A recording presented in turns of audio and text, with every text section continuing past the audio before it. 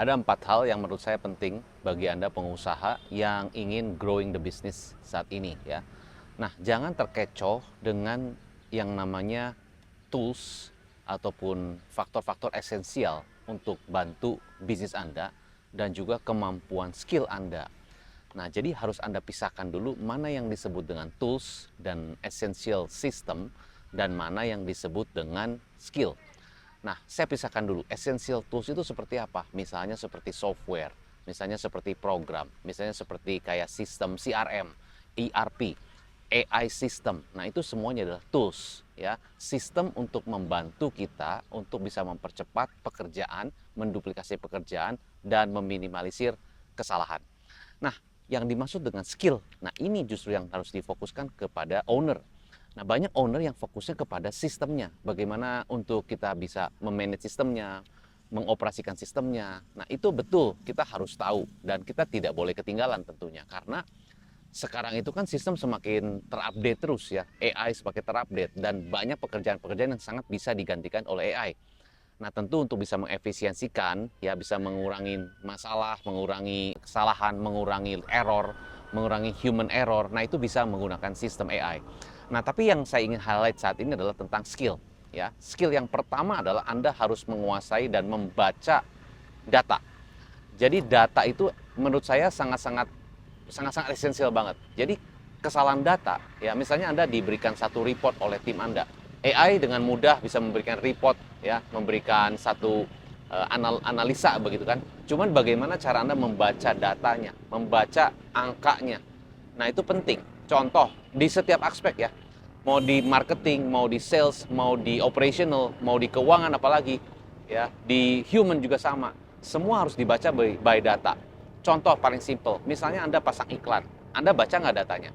Anda berapa banyak views-nya, berapa banyak CTR-nya, berapa banyak CTA-nya. Nah itu kan dibaca. Tapi bukan hanya baca CTA dan CTR dan views, tapi juga mesti dibaca.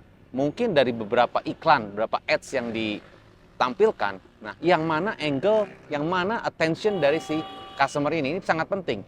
Jadi mungkin bukan hanya dibaca CTR, tapi mungkin dari iklan itu misalnya 1 menit. Di berapa lama customer atau calon leads ini bisa bertahan ya, at least duration of the videonya itu berapa lama. Itu juga bisa dibaca. Jadi menganalisa data, membaca data itu sangat-sangat penting. Sales apalagi ya, kita bukan hanya baca oke salesnya misalnya ketemu dengan 10 prospek, dari 10 prospek yang warm ada 7, yang cold ya mungkin ada 3, akhirnya yang hot ada 2. Nah, bukan cuma itu aja. Tapi kita mesti tahu kenapa kok dari 10 prospek yang hotnya cuma 2. Nah, bagaimana kita mengkonversi dari yang warm ke hot? Nah, ini juga penting. Jadi bagaimana caranya kita ini kalau ngomong sales ya, bagaimana caranya orang yang masih cold, yang masih nanya-nanya, sudah interest tapi masih belum tertarik, belum hot gitu loh. Ya, misalnya Anda jualan apa ya? Jualan satu event lah gitu ya. Anda seorang atau Anda pengusaha event organizer. Anda mau jual satu event ya kepada pengusaha dan sebagainya. Nah, mau Anda event orang untuk datang ke dalam event Anda. Nah, itu gimana caranya orang yang tadinya, aduh saya nggak punya waktu nih, kebetulan acaranya hari itu bentrok dengan tanggal saya, dan kebetulan saya ini saat ini sedang ada kegiatan lagi. Nah, itu gimana caranya? Orang udah tertarik sih, eventnya bagus, tapi bagaimana cara membuat orang yang mungkin dengan alasan dan berbagai macam alasan itu bisa akhirnya hot dan mau. Nah, itu kan dari data, ya, bukan cuma skill. Jadi yang pertama skillnya adalah skill membaca data. Interview juga sama ya, kita bukan hanya bikin interview. Oh, kita bikin interview misalnya di HR ya. Oh, setiap bulan itu kita buat interview misalnya ada 10 orang yang kita interview atau pakai grup interview ada 30 orang. Lalu dari 30 kita sortir jadi 3. 3 baru kita hire satu ataupun kita pilih satu. Nah, ternyata setelah kita pilih setelah 3 bulan ternyata orang resign. Nah, lalu kita gimana nih? Apakah orangnya nggak tepat atau mungkin kurang tepat di culture-nya perusahaan kita? Banyak faktor. Tapi bisa jadi juga mungkin dari screeningnya, dari waktu kita bertanya dan waktu kita memastikan orang ini, ya itu belum tepat. Jadi dari data itu kita pastinya bisa baca banyak hal. Jadi yang pertama adalah membaca data. Yang kedua adalah kita juga harus fokus bagaimana cara membentuk tim, membangun people, ya mau apapun bisnis kita, mau distributor, mau pabrik, mau retail, mau franchise, mau service, segala macam, kita harus menguasai bagaimana caranya membangun tim. Banyak teori-teori leadership di luar sana, ya banyak juga teori-teori tentang bagaimana cara memimpin, cara kita mendelegasi, bagaimana cara kita coaching, mentoring, training, counseling, dan sebagainya banyak banget. Tapi pertanyaannya adalah how, gimana praktekinnya? Karena mungkin dengan teori-teori yang kita miliki, konsep-konsep pemikiran-pemikiran leadership yang kita miliki, dengan kita digabungkan dengan teori yang kita belajar, ternyata waktu di prakteknya nggak sama.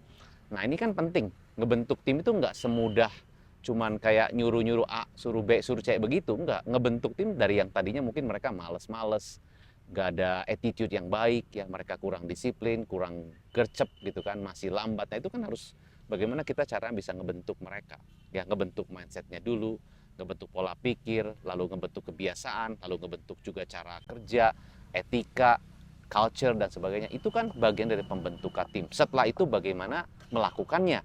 Karena mulai dari pembentukan mindset, cara berpikir, komunikasi, habit, sikap, baru bagaimana mereka eksekusinya. Nah banyak leader yang cuma langsung memberikan training pada eksekusi, akhirnya mereka tidak sesuai dengan ekspektasi. Nah banyak yang terjadi tentang komunikasi. Nah komunikasi ini bagian dari pembentukan tim. Training-training komunikasi di luar sana menurut saya sangat banyak sekali. Tapi pertanyaannya apakah training tersebut itu tepat nggak sasarannya untuk bisa benar-benar ngebentuk tim Anda. Jadi ngebentuk ya, udah gitu setelah ngebentuk bagaimana membuat mereka bisa mengeksekusikan ya tugas-tugas pekerjaan ya, skill yang dikerjakan tuh gimana. Nah itu juga bagian dari membangun tim. Yang kedua adalah bukan hanya membentuk tapi membangun tim. Ini kalau saya bicara tentang membangun tim bisa 10 video baru selesai ya kan, tapi ini satu skill yang harus Anda miliki. Dan sekarang ya tim itu memang banyak perusahaan yang sudah mulai bervariasi timnya dan sudah mulai menggantikan tim dengan AI, atau sekarang sudah mulai generasinya lebih banyak ke Gen Z misalnya gitu. Nah itu juga sama ya. Jadi pastinya Anda mengalami banget bagaimana cara kita ngebentuk tim itu tidak semudah kita cuma asal delegasi, menyuruh, menginstruksikan dan sebagainya. Itu tidak seperti itu. Nomor dua adalah bagaimana cara kita komunikasi ya, cara kita menyampaikan, cara kita mengcoaching mereka. Nah istilah-istilah coaching, mentoring, training, ya, counseling. Nah itu juga harus jelas, karena kalau enggak hasilnya enggak bagus. Anda misalnya belajar tuh tentang coaching, tapi pelaksanaan di lapangannya apakah benar-benar Anda terapkan step by stepnya enggak? Pakai toolsnya benar-benar enggak? Pakai frameworknya benar-benar enggak? Atau cuman dari Anda yang Anda belajar misalnya 100%, yang Anda terapkan cuma 5%. Nah, mana bisa dapat hasil tim yang bagus, kan gitu ya. Ini kalau kita belajar coaching kan, ya contoh ya, satu skill coaching, itu juga waduh banyak sekali ya. Kalau kita belajar mentoring juga sama. Nah, itu tidak semudah itu. Apalagi di sini misalnya pengusaha yang ngebangun tim di reseller, ngebangun tim untuk bisa ngebangun tim yang bisa menjalankan bisnisnya dan sebagainya. Itu not easy. Ya, banyak perusahaan-perusahaan yang saya bantu, yang saya coach langsung, itu harus per grup kecil. Ya, dan harus sangat-sangat detail eksekusinya. Jadi bukan hanya teorinya, teori semua orang bisa ngomong, tapi gimana eksekusi di lapangan itu yang sangat-sangat penting. Yang kedua. Yang ketiga, ya kita harus bisa inovasi. Inovasi itu bukan hanya di bidang product innovation ya, bukan hanya di product innovation, tapi di seluruh lini bisnis. Jadi bisa jadi innovation itu adalah sebuah culture, sebuah budaya yang diterapkan di dalam perusahaan. Jadi tahun ini misalnya kita terapkan tahun innovation, tahun perubahan, tahun perbaikan, tahun kaizen, ya improvement. Nah itu bisa jadi satu divisi atau bahkan satu individu harus melakukan perubahan-perubahan ataupun inovasi-inovasi yang harus dilakukan. Dan inovasi tersebut harus relevan dengan visi dari perusahaan. Jadi bisa aja inovasi di mana-mana dilakukan, tapi visinya nggak jelas. Akhirnya ya semuanya punya ide-ide, tapi nggak ada yang dieksekusi. Dan manajemen bilang, waduh terlalu banyak ide dan bingung. Akhirnya manajemen sendiri yang harus eksekusi sendiri. Ya kan sama aja kayak gitu, seperti manajemen Superman juga. Jadi bukan begitu. Jadi pertama-tama visinya jelas, misinya jelas, goalnya jelas, baru budaya masuk ke sana. Jadi visi, misi, budaya. Jadi jangan budaya dulu. Visinya apa 5 tahun dari sekarang? Goalnya apa setahun dari sekarang? Harus jelas. Jadi yang ketiga adalah inovasi bukan hanya di produk saja, bukan hanya di service saja, bukan hanya di marketing saja karena harus kreatif, tapi di budaya kerja di dalam perusahaan. Yang keempat, kita harus melihat peluang.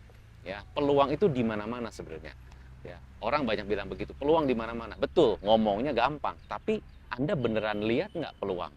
saran saya, ya mungkin pengalaman saya, peluang itu Anda harusnya bisa lihatnya kalau Anda saat Anda jalan-jalan, saat Anda lagi nggak di kantor Anda. Jadi Anda perlu naik helikopter view, lihat dari atas. Nah, ini nih, ada peluang nih. Nah, baru ketahuan. Ya, pengalaman saya, waktu saya saat jalan-jalan gitu kan, saya saat tidak di office, on the business, saya sebut, saya melihat, ya, waktu itu saya bantu satu perusahaan FMCG. Saat itu saya melihat satu peluang yang orang nggak banyak lihat. Ternyata saya bisa masuk satu peluang di mana gini, produk-produk FMCG begitu banyak, ya, begitu sangat luar biasa banyak dan sangat-sangat bervariasi dan kompetitif banget. Nah, di mana peluangnya? Kita punya produk makanan, ya, makanannya biasanya dijual dalam kemasan. Nah, setelah itu saya melihat ternyata banyak nih waktu lagi jalan-jalan, lihat ada ibu-ibu sedang senam pagi, sedang arisan, sedang ngumpul komunitas.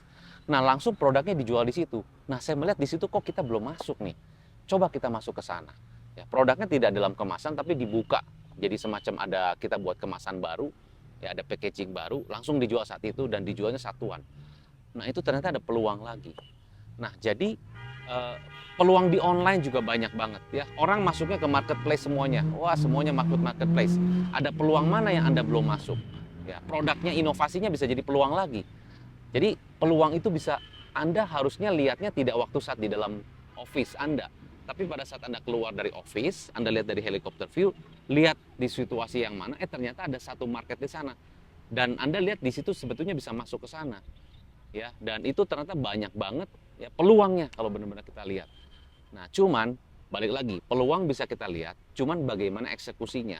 Nah, saran saya waktu eksekusi bukan hanya menggunakan intuisi, bukan hanya menggunakan berdasarkan pengalaman saja, tapi harusnya berdasarkan strategi dan tools. Maka tadi saya bilang di awal, bukan hanya skill yang kita harus kuasai, tapi juga toolsnya. Toolsnya contohnya tadi kalau di awal, toolsnya bisa sistem AI, software, ada juga sistem untuk dashboard monitoring, dan juga ada strategi-strategi tools yang bisa Anda gunakan. Salah satunya Fishbone strategi, ataupun BMC, Business Model Canvas, ya. Ada juga mind mapping. Nah, itu adalah tools-tools strategi yang bisa Anda gunakan untuk bisa memutuskan strategi mana yang lebih tepat untuk bisa dijalankan dan eksekusinya jelas-jelas harusnya bisa lebih tinggi probabilitas kemungkinannya. Nah, banyak owner yang sangat-sangat Superman banget, ya sangat-sangat cowboy banget, begitu tahu ini jalanin, tahu itu jalanin, sehingga timnya bingung. Ya, lebih-lebih kalau ownernya ada dua owner, ya satu ownernya lebih mikir-mikir, satu lagi hajar-hajar. Nah, ini kalau jadi karyawan bingung, ini arahnya kemana? Arahnya mungkin jelas, tapi eksekusinya bingung. Setiap ide dijalankan, tapi satu orang lagi bilang nanti dulu. Jadi ini tim mau gimana? Akhirnya mereka bingung, keluar, resign karena di sana di tempat perusahaan lain mungkin ada yang lebih jelas dan sebagainya, ya. Nah, jadi dari 4 hal tadi yang saya bisa kasih kesimpulan buat Anda, yang pertama adalah Anda harus mengerti membaca data di lini apapun, di divisi apapun. Yang kedua, Anda harus tahu bagaimana cara membangun tim. Membangun itu mulai dari komunikasi yang jelas. Komunikasi sangat luas sekali. Gara-gara komunikasi, orang-orang yang tadinya kompak bisa jadi ribut. Gara-gara komunikasi juga, orang yang tadinya ribut bisa jadi kompak. Nah, itu semua komunikasi. Tapi banyak hal, bisa 10 video. Yang ketiga, Anda harus bisa mengerti bagaimana caranya untuk bisa membangun sebuah inovasi, ya, dan bahkan jadikan budaya. Yang keempat adalah bagaimana supaya Anda bisa melihat sebuah peluang, dan begitu melihat peluang, ya gunakan strategi dan tools yang tepat untuk bisa dieksekusi. Nah, basically di bawah saya berikan Anda bisnis blueprint starter kit yang Anda bisa terapkan di bisnis Anda. Anda bisa klik link di bawah untuk bisa belajar sistem, ya, untuk bisa memastikan bisnis Anda bisa berjalan by system. Nah, sistem itu juga memudahkan. Jadi bisa klik di bawah untuk mendapatkan bisnis starter pack, ya, yang saya sudah rangkumkan, sudah tuliskan step by step-nya, supaya Anda tinggal dengan mudah untuk bisa mengcopy dan mengimprove modul-modul yang saya sudah terapkan di bisnis-bisnis yang saya sudah bantu. Jika Anda ingin langsung di coach oleh saya juga, boleh juga bisa langsung kontak ke tim saya di bawah. Kita akan langsung coach Anda secara grup, supaya apa? Supaya Anda bisa saling belajar satu sama lain dan percepatannya pastinya akan luar biasa dibandingkan dengan one on one. Oke, saya Andre Elman, sukses selalu, salam pengusaha.